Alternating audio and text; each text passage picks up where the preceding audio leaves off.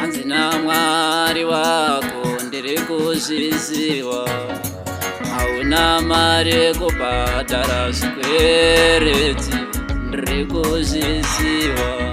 Zvakasunga zvakapuresa zvakakukwidza mumubhanana ndiri kuzviziva.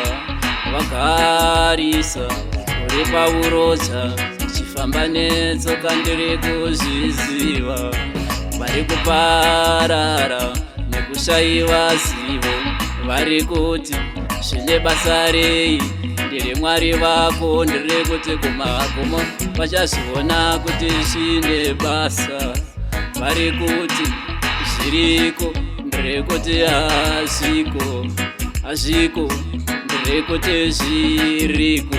Ndakakugadzirira mugomo une tariro, ona tariro yenyu Ishe wangu ndoitei nayo. Ndinoziva urongwa hwandinawo pamusoro penyu, ndichakufambisa pakaoma ndiri kuzviziva.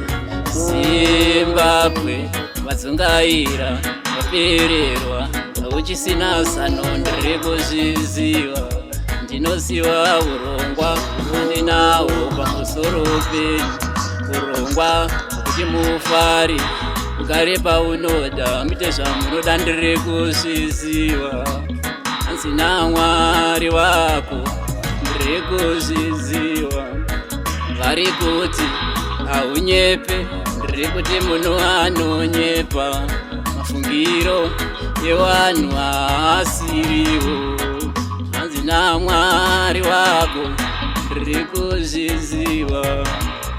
Tsunga moyo ndiri kuzoita zvishamiso, tsunga moyo ndiri kuzoita zvishamiso.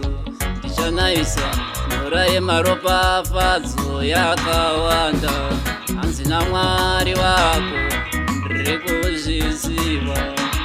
Nguva zhinji kana Mwari vachitigadzirira zvakanaka, vanotanga nekutiparura, kutiparura zvikudza kwese, kudada kwese, kunyima kwese, zvekuparura zvekusara usina kana chekuti unganyima munhu chacho. Kuparura chavaifunga kuti ndechako chaicho.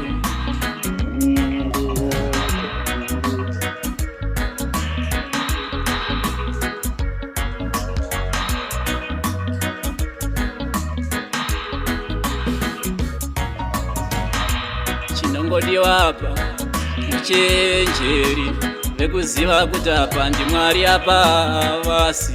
Satana anobvarura zvekuuraya, asi Mwari vanogadzirisa murudo nemurunyararo. Sati tataura Mwari vanenge vatoziva. Paya patinoridza mberi ivo vanongoti ndiri kuzviziva.